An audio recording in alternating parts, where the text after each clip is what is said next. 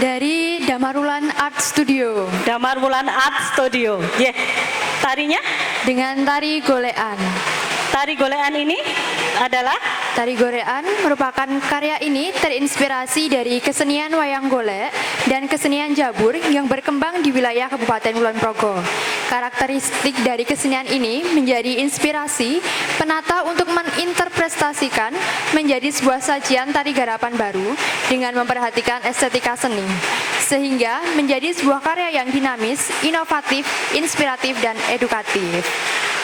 Tari golean ini penata tarinya oleh Bapak Herida Damarwulan MPD, penata iringan Fajar Sri Sabdono SSN, dan akan ditampilkan oleh adik kita Fani, adik Dewi, dan adik Putri.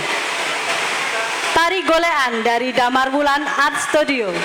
Bapak-bapak, ibu-ibu hadirin yang berbahagia, inilah tari golean. Selamat menyaksikan.